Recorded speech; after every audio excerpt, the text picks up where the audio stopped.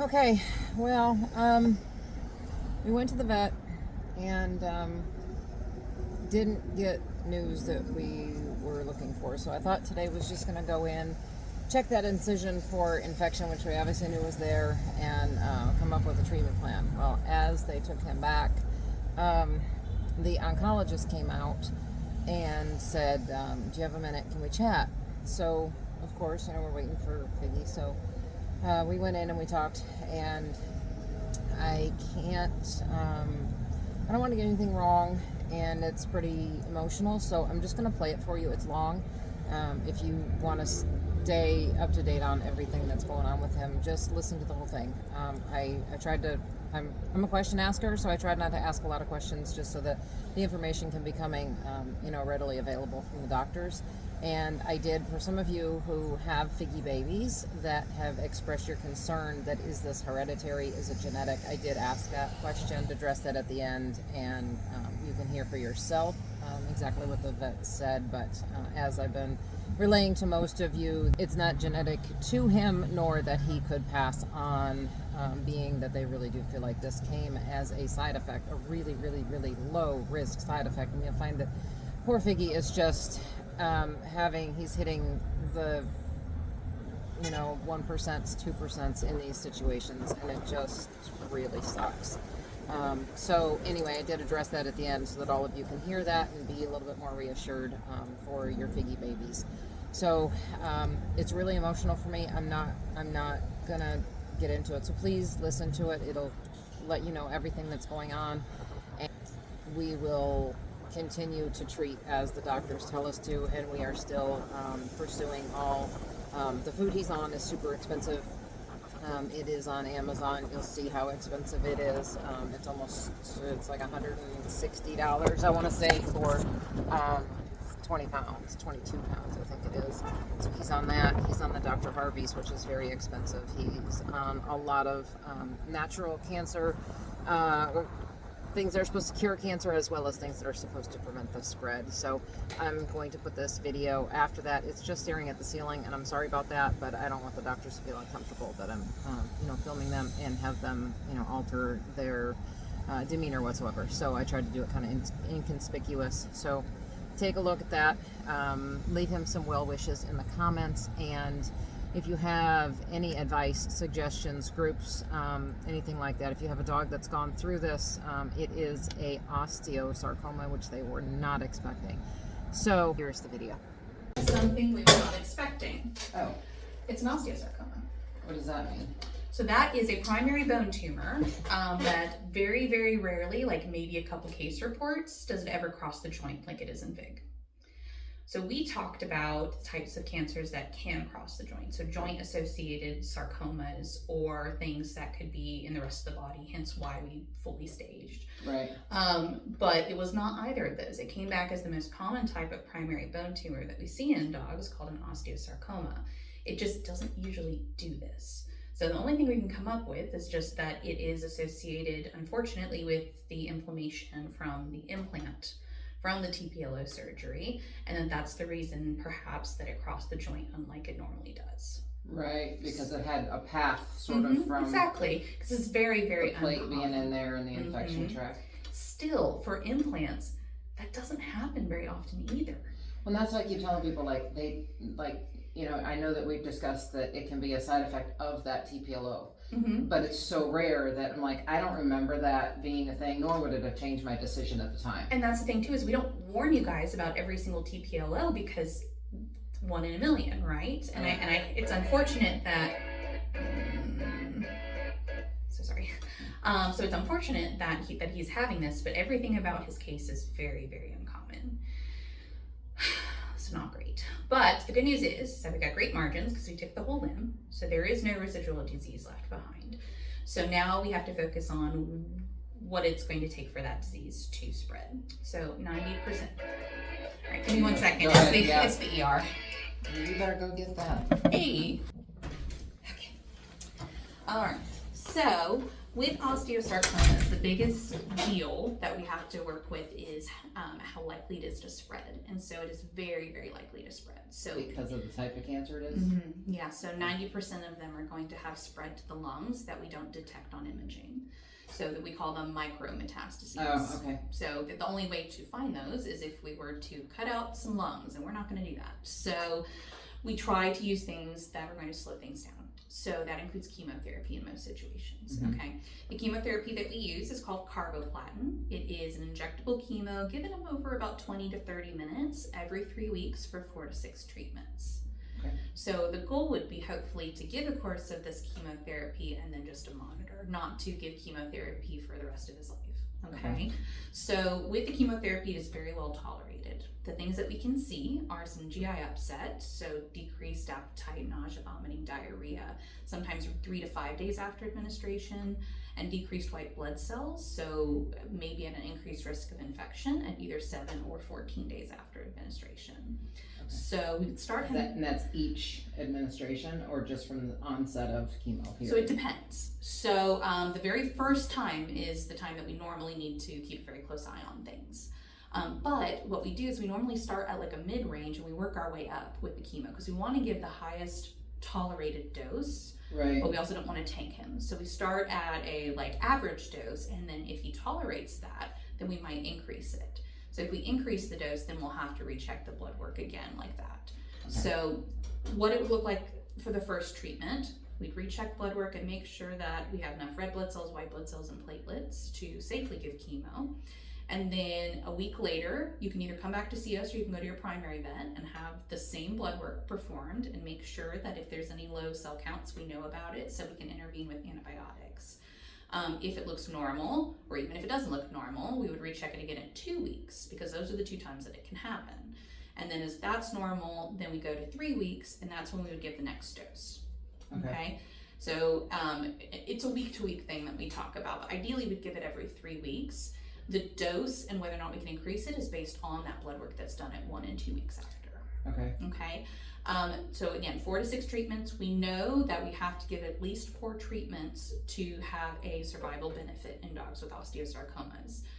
What we tend to do is strive for 6 if they're tolerating it well and they haven't had progression of disease, because as much chemo as you can give is going to be the most beneficial. We just don't have anything that says 6 is better than 4. So if they're not tolerating it well or there's financial constraints, then we'll stop at 4.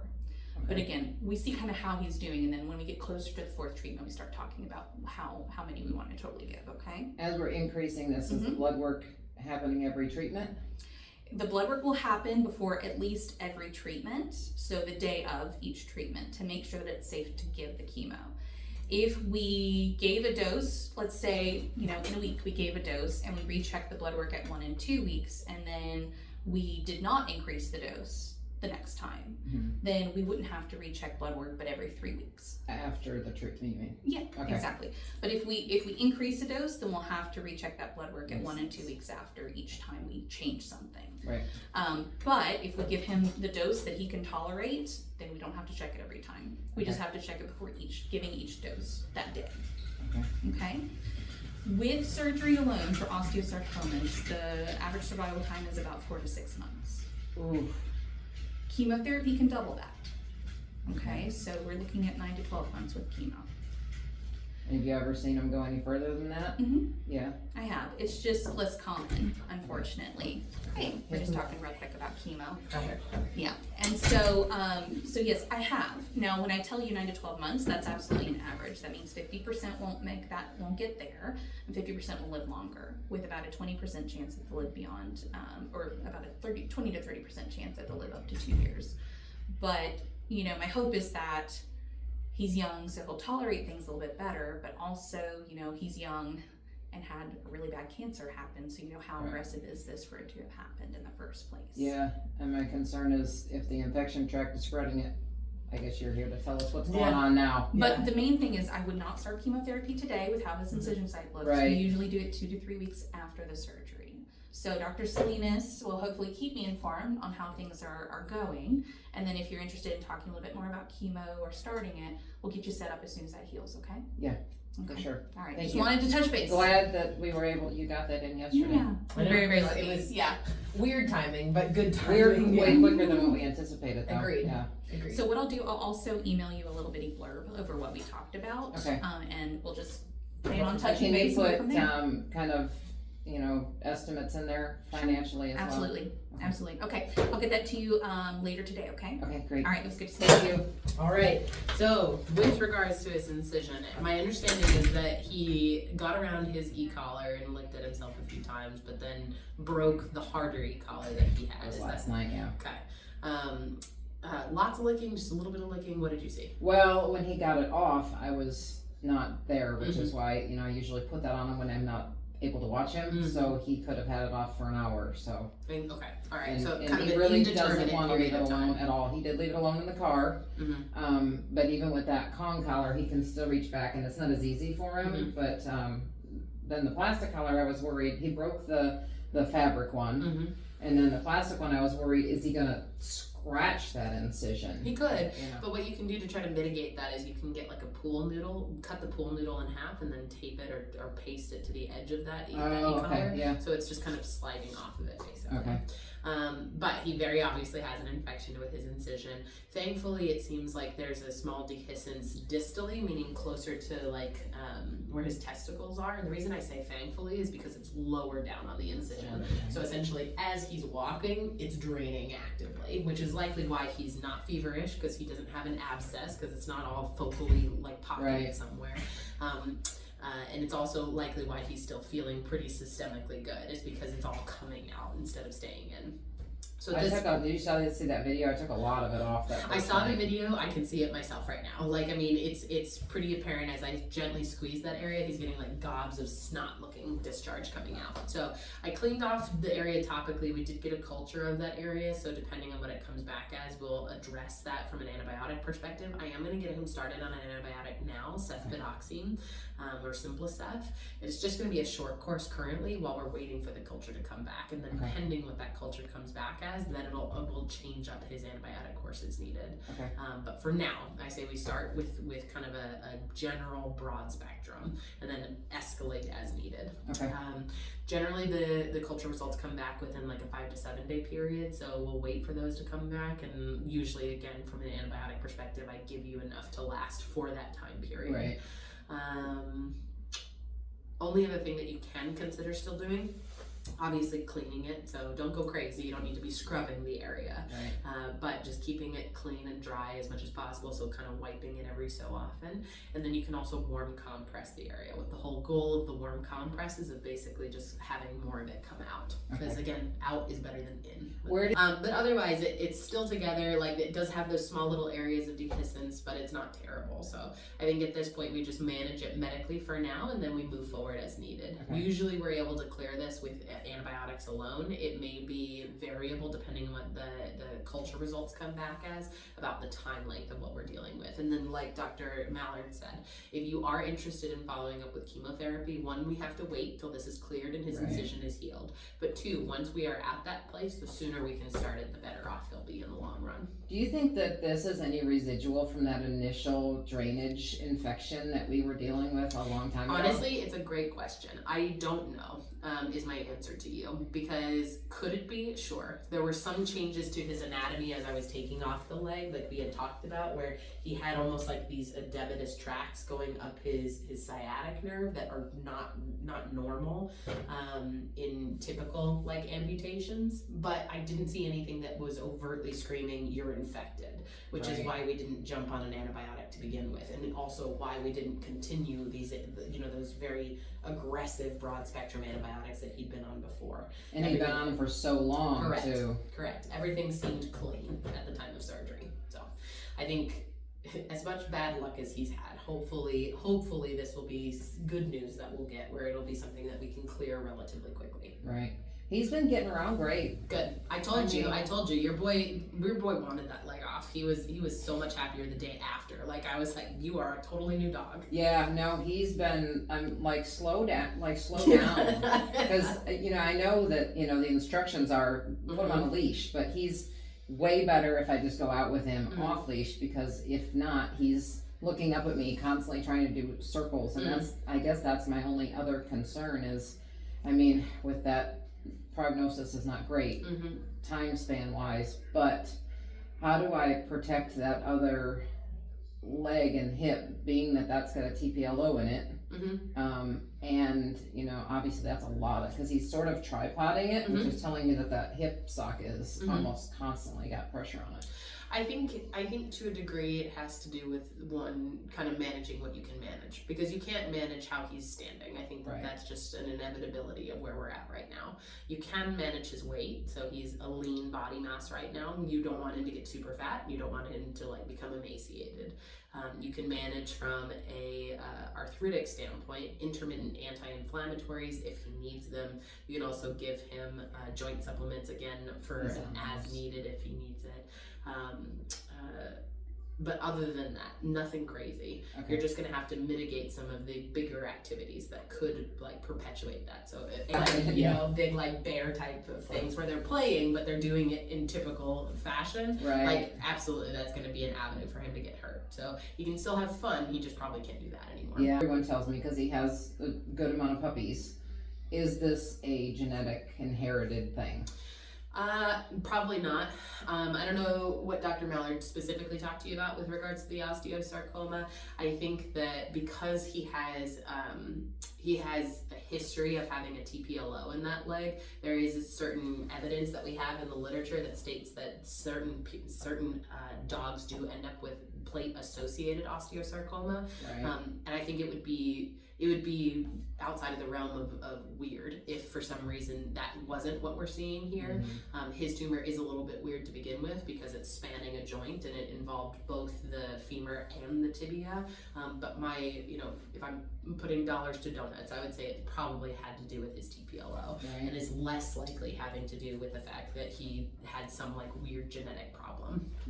Obviously, or anything that he would pass on. Correct. Yeah, so that was kind of my thought too, was with that history with the TPLOs, and like I've told everyone, I don't remember it being one of those things, but there's so many side effects just with the surgery alone. That you know, and that wouldn't have changed, like if I think about it, it wouldn't have changed my decision at all. I would have just been like, okay, well that's 1%.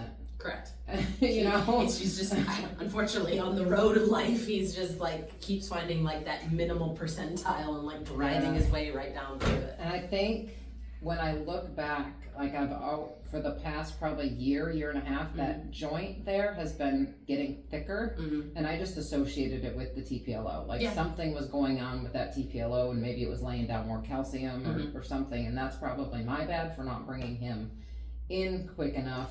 I know, but I mean, when you did bring him in, it took a while before we got to a definitive answer. So I don't know that you bringing him in sooner would have significantly changed what we did, if that's any consolation to you. We still would have took that same path and take the plate out. Because I think that we would still have been like, all right, I think it's probably this. We can't 100% rule out that it's not something terrible, but if we're going to like, you know, go do this in a stepwise manner. Stepwise isn't let's jump to taking his leg off. Stepwise is let's take the plate off. Let's go explore the joint. Let's culture the area, see what it looks like. Is any of this infectious? It turns out it is.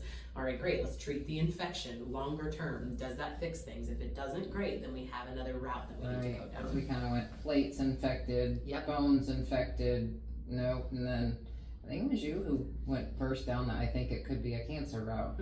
So I thank you for just kind of having that insight. Stage where it could have been anything. By the time I ended up getting it, we had already ruled out a lot of things where I was saying, okay, it's probably not the fact that he's got some type of bone irritation at this point. Probably not the plate because the plate's been gone for a while. He's been on very aggressive antibiotics, so it would be odd if this is an infection. It is most likely, having ruled out those things already with Dr. Smola, some type of cancer. So I just had the benefit of having, you know, had everything happen before me. Anyways, it's a great team here, so appreciate it. He's in good hands. And well, we're gonna get you a new e-collar today. Look into the buckets if you want to. If not, then you can just try the e-collar and do the pool noodle.